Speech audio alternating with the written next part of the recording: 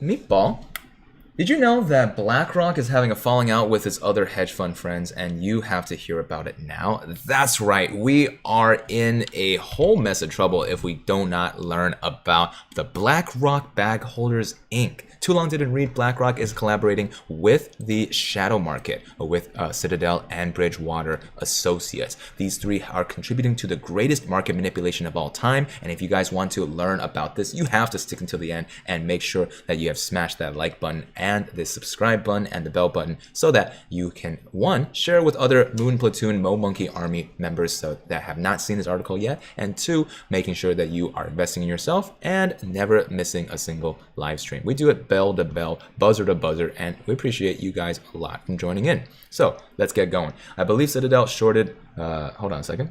The head of the snake Citadel is beginning to flail. They believe that Citadel shorted the majority, if not 100% of BlackRock's GME portfolio, in addition to other highly shorted stocks, leaving BlackRock to hold the bag. Bag holding is the idea that you have somehow gotten a unrealized loss, a bad position that is not yet actualized into reality. And the way that you could do that is, for example, if you're like me, buy in at GME at $250 plus and hold all of February where people are calling us bag holders. And now look at us, right? Feeling pretty solid. Let's switch this to GME real quick.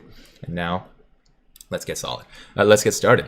Before we get started, you'll understand a lot more of this if I explain a few things. I promise that I won't turn this into an accounting legal lecture, but if you're looking for whales, you need to know how. They'll be referencing a form called the SEC Schedule 13G. This is used by institutional investors like hedge funds when they acquire more than 5% ownership in a company. Likewise, they would have to file a Schedule 13D if they bought 20% or more. Investors usually do this when they want to exert influence over the future operations of a company, right? You want to be able to be a bigger shareholder. You got to fill out some forms, baby. The government has to know. So when a hedge fund buys between 5 to 15% of a company, they usually just milk their attendees and not influence their operations. With me so far, when a qualified institutional investor buys at least 5% of the company, they have to report it in their Schedule 13G within 45 days of year end. The only exception is if they purchase more and it brings their total ownership above 10%. When that happens, they must file for a 13G by the end of the month in which their ownership breached 10%.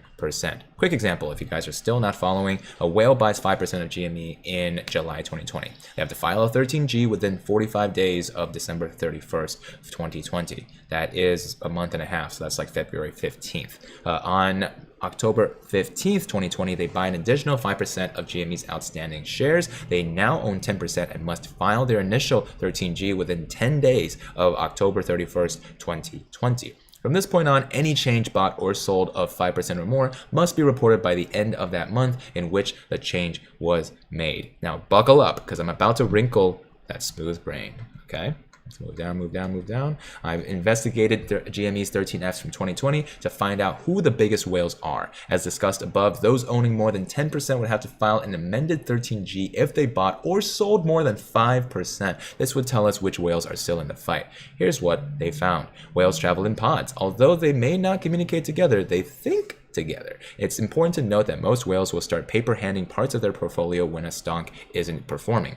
It's basic investing. And during 2020, GME wasn't a very attractive buy. Thank God for Roaring Kitty or Deep Effing Value. Some bearish whales include Dimensional Fund Advisors, Vanguard Group, and State Street Corp. Not that they did not buy the dip, but most of their sales occurred evenly throughout the year, which signals a bearish position. Dimension Fund Advisors LP, owners since 2003, Q2, owns about 5% of GME as of Q4. Vanguard owns about 7.5% of GME as of Q4, and State Street Corp owns about 3.5% of GME as of Q4. Add that together, and we have double digits at the very least, right? In contrast, we had another whale pod that definitely bought the dip during 2020, several for the first time. Silverback himself, Ryan Cohen, aggregate shares of 9,001,000, right? If the GME does squeeze, he's going to be the world's first trillionaire. That's big. Maverick Capital Ltd. holds 6.5% ownership.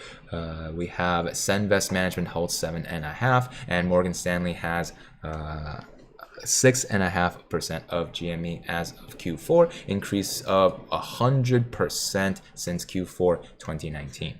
Although these, hold on, let's scroll down. Although these bull whales, and we want to believe that they are trying to force a squeeze, not saying they aren't, the safest assumption is that they realized GameStop was extremely undervalued and wanted to get in while the attendees were frying. Regardless, we can't really tell if they still holding because an amendment 13G is only filed for these guys at year end unless they bought more than 10% of outstanding shares. But I haven't seen a recent amendment for any of them. Anyway, it matters not. Call me Captain Apehab. I'm searching for Moby Dick. One of the biggest GME owners at the end of 2019 was FMR LLC, Fidelity. They owned about 9 million and change. I didn't realize that they transferred 100% of the position into another side of the company. Tricky to catch that. At any rate, this left us with only one chicken on tender, BlackRock Inc. According to the most recent 13F on December 31st, BlackRock had $3 trillion in assets. If you check page 4 of their annual 10K, they listed what is that? Hold on. 1,000 million billion trillion. Quadrillion? Is this 8.5 quadrillion? I can't count. 1,000 million billion trillion. 8 quadrillion. Now Citadel and BlackRock go way back. Several of the BlackRock's employees ended up working in Citadel and vice versa. Check out Navneet Arora, for example. He is the current head of global quantitative strategies at Citadel and previously served as managing director and global head of model-based credit research at BlackRock.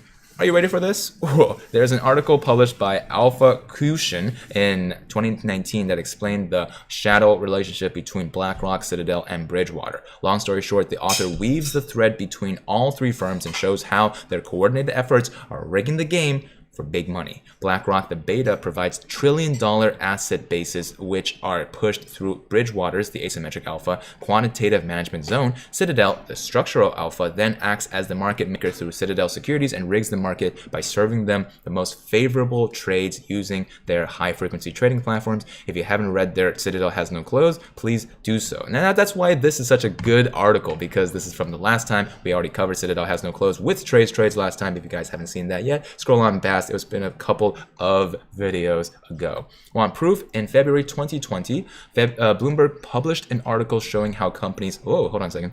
Want proof? In February 2020, Bloomberg published an article showing how companies like Citadel, BlackRock, and Royal Bank of Canada, former CEO of Royal Bank is now on the board of BlackRock, were able to shut down a proposal by the CBOE which tried to implement a 4-millisecond delay in the EDGA exchange. It would take a huge advantage out of Citadel's high-frequency platform and presented a systemic risk to the secretive three-way affair. If you guys remember all of our talks, especially on the congressional floor, about payment for order flow, that is a huge delay compared to just how many milliseconds it takes for these HFTs to essentially ruin your day. So guess who's shut down the proposal? The SEC. Citadel Securities, BlackRock win battle over stock speed bump. Makes me sick to watch a House committee meeting where the SEC shills just shrug their shoulders and say, we'll get to the bottom of these matters, like you don't know about it. Anyway, BlackRock, Bridgewater, and Citadel are basically best friends. BlackRock cooks and serves the attendees, Bridgewater packages the order for the customer, and Citadel provides coupons at the register. Now, how does this tie back into GME? Let's review. Number one, BlackRock is the Moby Dick of GameStop, and brick and mortar stores weren't doing too well in 2020.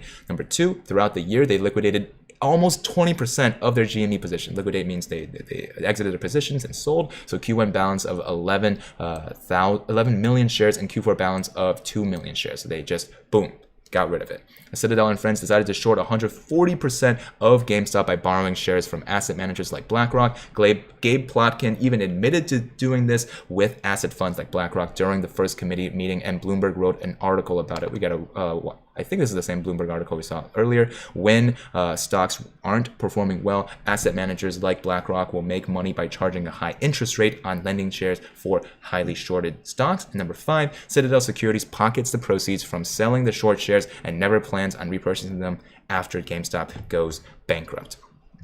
Number six, BlackRock makes money on the high interest rates, and they they would on the sale on their declining GME shares, and everyone gets a good old-fashioned, reach around before sleeping soundly at night. The only problem is that Ryan Cohen stepped in to challenge Moby Dick, whether intentionally or not. Ryan more than likely prevented the entire collapse of GameStop when he purchased his shares. He is our founder and savior right now. In addition to pulling his purchase guaranteed that 9 million shares would not be sold through paper-handed, right? He just basically said, you guys are getting not enough scissors in the chat. We are just going to do it myself, do it live, right? So there are people saying, but BlackRock has way more money than Citadel. Surely they'll be fine. Wrong. BlackRock is not an investment bank. They manage assets. Their primary business is to network and gather large amounts of money, then package it with various investment vehicles. Their total revenue for 2020 was $16,000 trillion. And while this sounds impressive, it's peanuts compared to the $8 trillion in assets on their balance sheets. Wait, hold on, 1,000 million, billion, trillion. Okay. In fact, the actual net income attributable to BlackRock was less than 1,000 million, billion, $5 trillion with a B. Hello, this is billion, 1,000 million. Oh, trillion. I can't count. My bad. 5 billion with a B.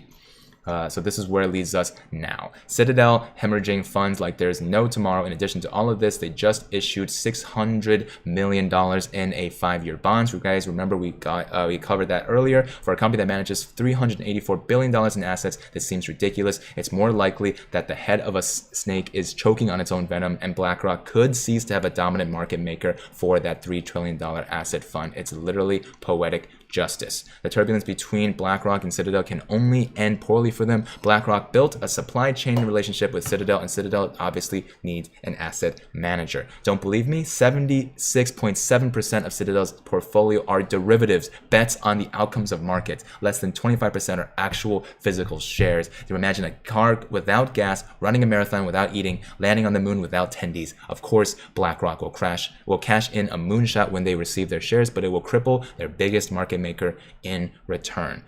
Speaking of which, they have owned shares in BlackRock since Q3 of 2008. For those who don't know, they have a 1.52 put to call ratio, is an extremely high put ratio, and they had a large put ratio on BlackRock for quite a while.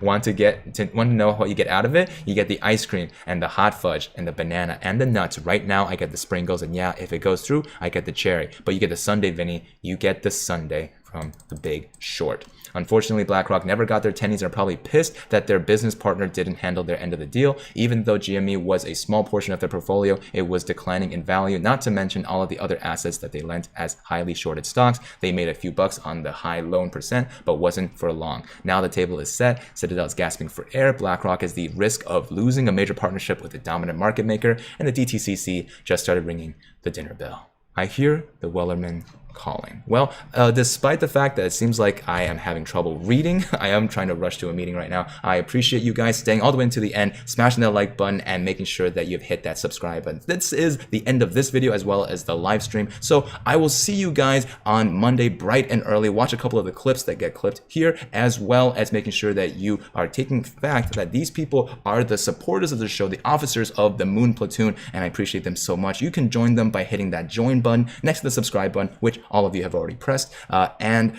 going down to Patreon as well.